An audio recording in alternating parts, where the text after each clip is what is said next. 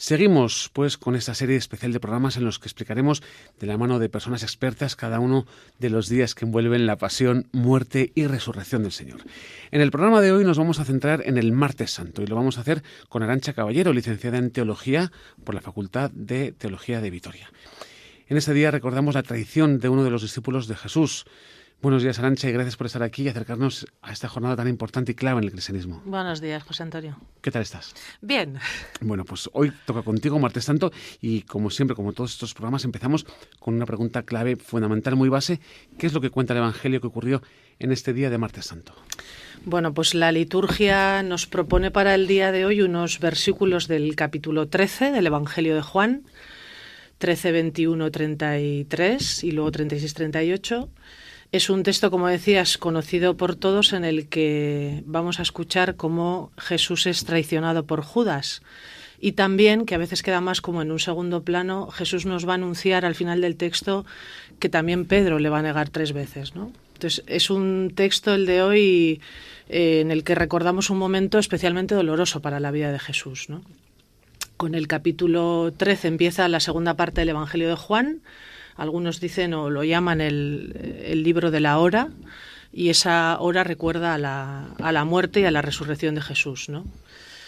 Por contextualizar un poquito el Evangelio de hoy, como decía, estamos en el capítulo 13 del Evangelio de Juan y estamos en el contexto de la última cena, ¿no? Ya en los primeros versículos de este capítulo 13, el narrador nos adelanta lo que va a suceder después. Dice el versículo 2: estaban cenando y ya el diablo había suscitado en el corazón de Judas, hijo de Simón Iscariote, la intención de entregarlo, ¿no? Como ya no sabemos, ¿no?, el relato, a veces yo creo que no caemos en la cuenta de la gravedad de la situación, ¿no? O sea, pero el narrador nos está diciendo que uno de esos discípulos del círculo más cercano a Jesús lo va a entregar, ¿no?, lo va a traicionar. Y todavía es casi como más estremecedor que después de ese anuncio, a continuación, inmediatamente Jesús se levanta, se ciñe, ¿no?, la toalla y se pone a lavar los pies de los discípulos, ¿no? Y el texto no dice nada expresamente, pero se sobreentiende que lava los pies a todos los discípulos, ¿no?, incluido Judas, ¿no?, el que lo va a traicionar, ¿no? Durante la escena del lavatorio, ¿no?, Jesús por 2 veces incide, ¿no?, en este anuncio que nos había hecho el narrador, ¿no? En el versículo 10 dice Jesús: uno que se ha bañado no necesita lavarse más que los pies, porque todo él está limpio, también vosotros estáis limpios, aunque no todos, ¿no? Ya de alguna manera anuncia. No lo dice claramente, pero nosotros, que el narrador ya nos ha dado esa información, sabemos que se está refiriendo a Judas, ¿no? Y en el versículo 18 otra vez Jesús vuelve a decir, ¿no?: yo sé bien a quién es elegido, pero tiene que cumplirse la Escritura, el que compartía mi pan me ha traicionado, ¿no? Tal y como nos lo cuenta el texto, Jesús sabe, o al menos intuye con mucha claridad, que uno de los suyos se la ha jugado, ¿no? Y esta traición evidentemente no deja impasible a Jesús. El texto de la liturgia de hoy comienza así. El versículo 21 dice: Jesús se turbó en el espíritu, dio testimonio y dijo: en verdad os digo que uno de vosotros me entregará, ¿no? Dice Jesús se turbó en el espíritu. El verbo turbarse, ¿no?, en griego es taraso, expresa una emoción muy fuerte, un sentimiento fuerte que de alguna manera tiene relación con la muerte, ¿no?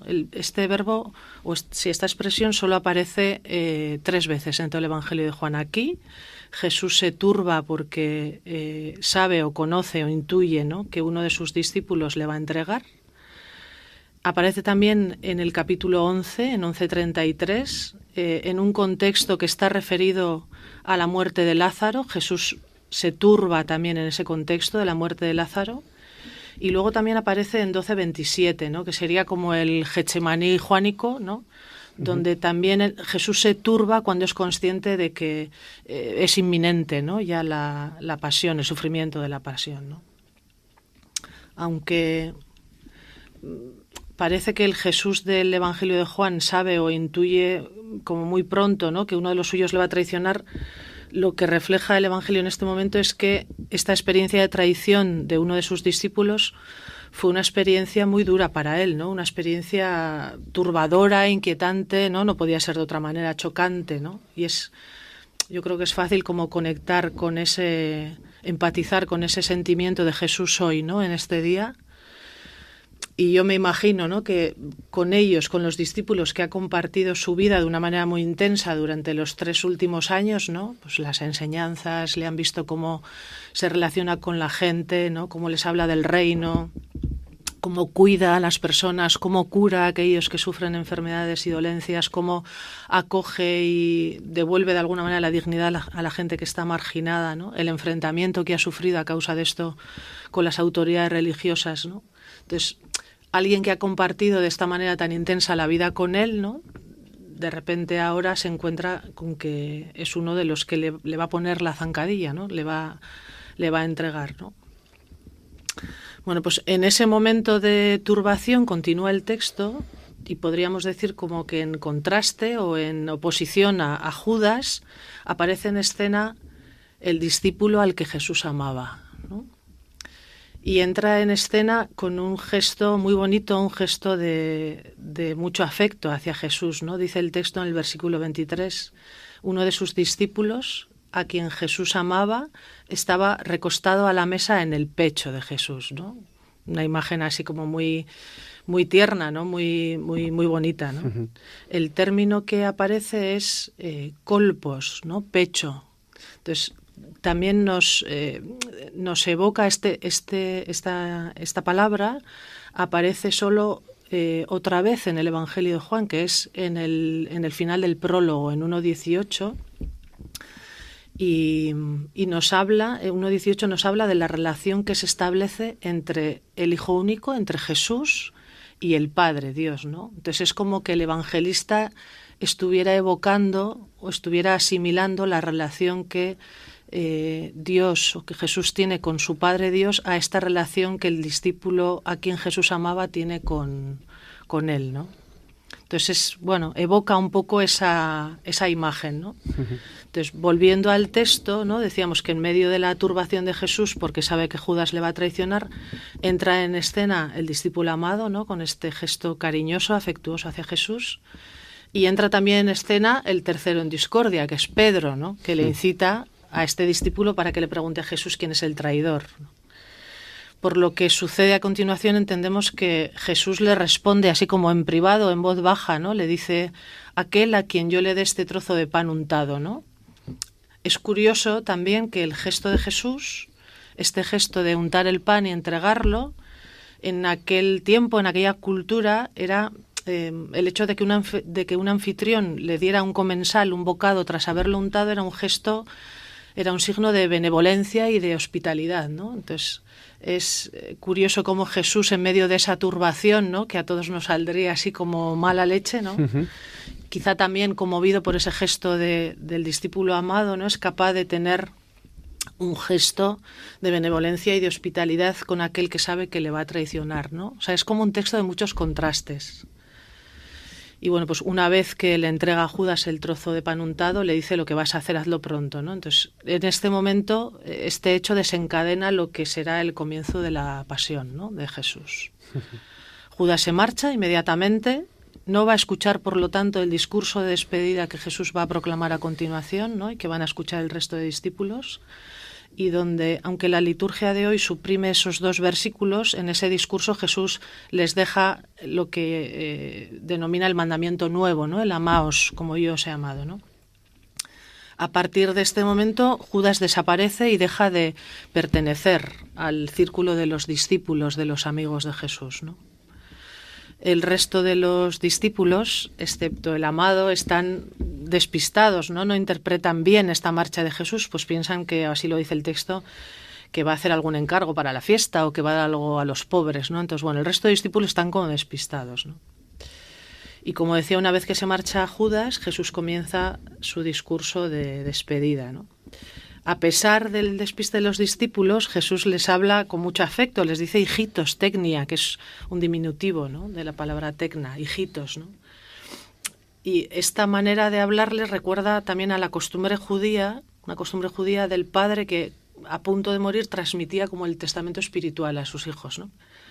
Entonces, ante la muerte inminente, ¿no?, que Jesús ya intuye, pues Jesús comunica a sus discípulos lo que considera más valioso, ¿no?, lo que ha constituido lo que podríamos decir el eje mismo de su existencia. Les deja el mandamiento nuevo, ¿no? Amaos como yo os he amado.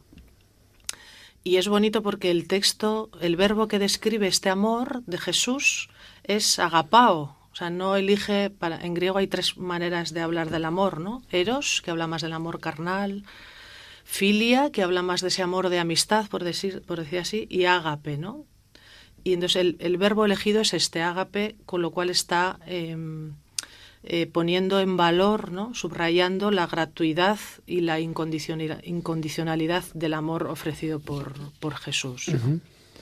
Entonces, bueno, pues este texto que comenzaba, ¿no?, con la turbación de Jesús, finaliza también de una manera un tanto desoladora, porque después de este anuncio, ¿no?, y de este mandato nuevo, Jesús termina anunciando que Pedro le va a negar, ¿no? Le va a negar 3 veces, ¿no?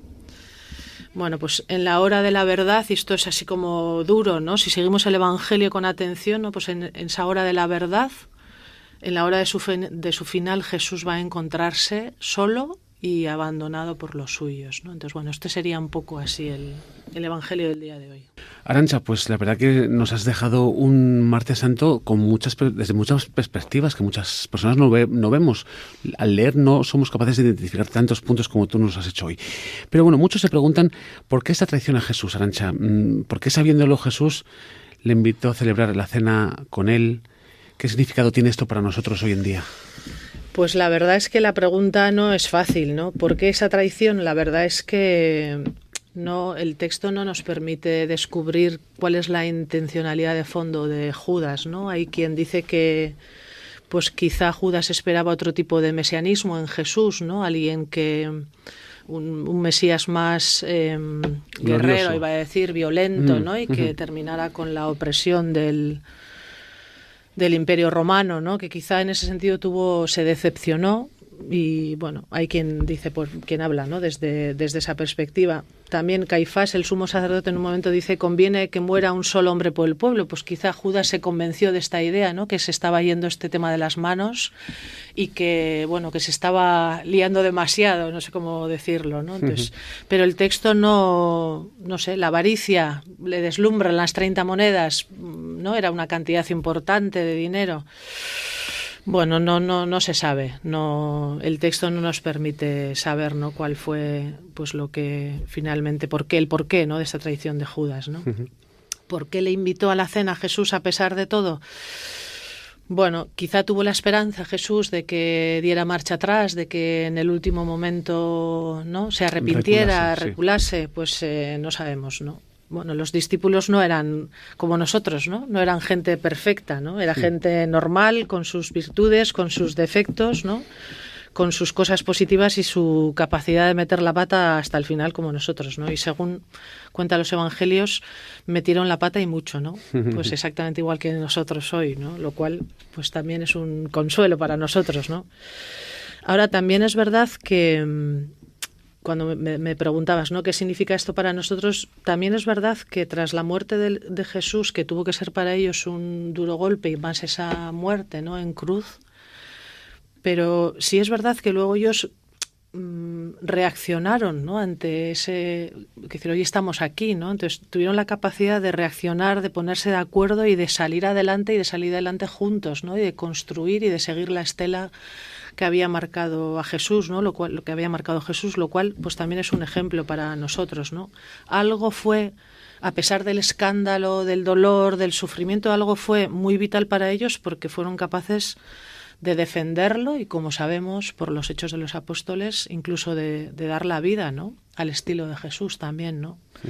Entonces, bueno, eso podemos intuir que hasta que no resucitó, desde la última cena hasta la resurrección, estos apóstoles huyen, se esconden, y es la resurrección la que les da. Bueno, ya escucharemos el domingo de resurrección, escucharemos ese evangelio, ¿no?, en el que, bueno, pues ahí comienza todo para nosotros. Eso es. Para terminar, nos quedan poquitos minutos y nos encantaría hablar contigo mucho más, Cristina, porque de verdad que lo estás haciendo muy bien, nos lo estás explicando de una manera muy práctica, muy entendible. Pero una última pregunta: ¿cómo vive la Iglesia este día de Martes Santo, y cómo nos anima a vivirlo a todos los hombres y mujeres seguidores de Cristo hoy? Bueno, pues yo diría, o pondría en valor tres experiencias, ¿no? O tres detalles. Una, para mí es un texto que nos habla mucho de la fragilidad humana, ¿no? De la propia y de la de los demás, ¿no? Yo creo que tenemos que contar con ello, pero sobre todo tenemos que contar con ello, pero tenemos que trabajarnos cada uno la nuestra, ¿no? Y también como Iglesia, ¿no? Yo creo que es importante el reconocer que somos así, que somos fragilidad, que hay cosas que hacemos bien, pero que también hay cosas que hacemos mal y que hay que saber reconocer, pedir perdón, ¿no? Y buscar las maneras de poder mejorar en aquello, ¿no? O cómo afrontar la propia fragilidad personal, social, como institución eclesial, ¿no? Uh-huh. Yo creo que ahí sí que nos queda como una llamada, ¿no? Luego otra muy bonita es el mandato de Jesús, ¿no? El amar como Él nos ha enseñado a amar, ¿no? Con generosidad, sin pasar facturas, implicándonos en la realidad, ¿no? Implicándonos para transformarla como Él intentó hacerlo, gastando la vida y los bienes, iba a decir, con las personas que nos necesitan, ¿no? Con las personas que tienen mayor necesidad, con las personas vulnerables también, ¿no? Y luego a mí me parece que hay una imagen... esto tiene que ver con la muerte de Jesús, ¿no? Hay una imagen de Dios que brota desde ese Jesús en la cruz, ¿no? Que a mí siempre me impresiona, ¿no? En línea con lo anterior, es la imagen que Jesús nos muestra sobre Dios, es una imagen de debilidad, de fragilidad, ¿no? De entrega hasta el extremo de gratuidad, de amor desmedido, ¿no? Pero como con esa esperanza cierta, ¿no? Recogiendo el salmista que hoy nos propone la Iglesia, el Salmo número 70, recogiendo el salmo de que ante la injusticia, ante el sufrimiento, ante el mal y la muerte, pues Dios tendrá la última palabra, ¿no? En esa esperanza vivimos. Bueno, pues en medio de esa imagen de un Dios, ¿no? Manifestado en esa cruz de Jesús, pues a pesar de eso y con eso, pues Dios tendrá la última palabra, ¿no? Ante la injusticia, el dolor y la muerte. Arantxa, pues muchísimas gracias por acercarnos y mostrarnos la importancia de este día, Martes Santo, en la vida de todo cristiano. Pero antes de terminar, nos recomendabas estos días atrás una canción para este día, Martes Santo. ¿Por qué? Bueno, ¿qué canción es y por qué nos la recomiendas? Es una canción que se titula La herida y es una canción que publicaron los jesuitas recordando el 500 aniversario de la herida de San Ignacio. Y me parece una canción bonita para terminar porque habla de esos momentos de decepción en la vida, ¿no? Pero en los que tenemos como esa capacidad de afrontarlos de tal manera que el sufrimiento o el dolor o la decepción no nos hunde, sino que nos hace como más resilientes, ¿no? Como que nuestras raíces se hunden más profundamente y eso hace que crezcamos con mayor fuerza, ¿no?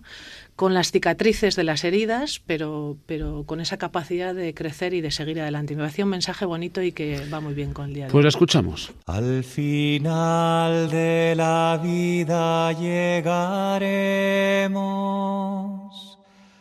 con la herida convertida en cicatriz.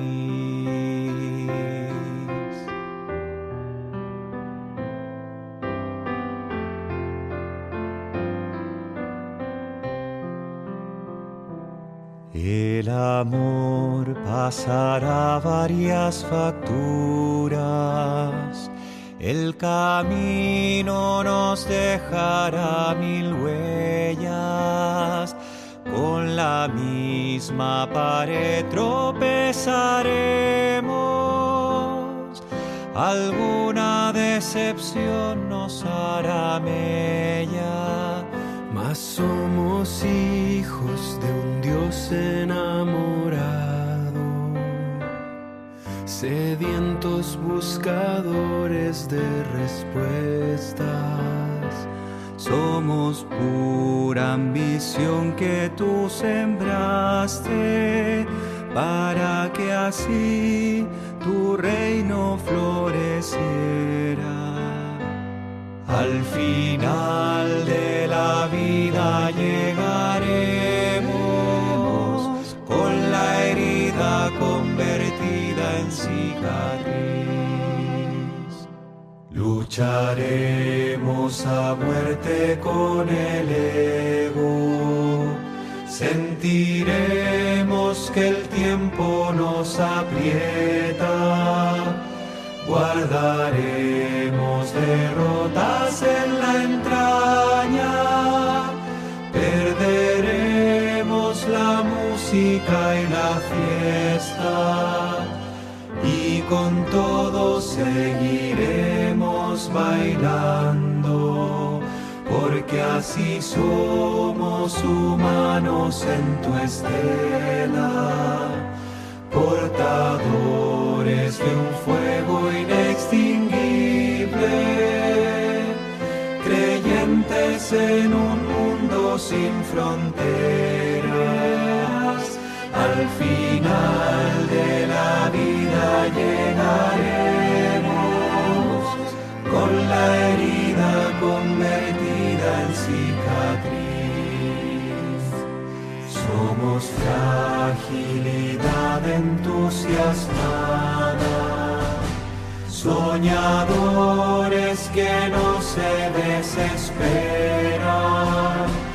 Nunca renunciaremos al mañana, aunque en el hoy nos toque la tormenta. Y si acaso se agrietan los motivos por los que un día elegimos tu bandera, agrietados seguiremos caminando, que tu evangelio es ahora nuestra tierra. Al final de la vida llegaremos, con la herida convertida en cicatriz. Pues hasta aquí el programa de hoy del Martes Santo. Pueden volver a escuchar esta entrevista en la sección de podcast de la web de la Diócesis y también en el canal diocesano de YouTube.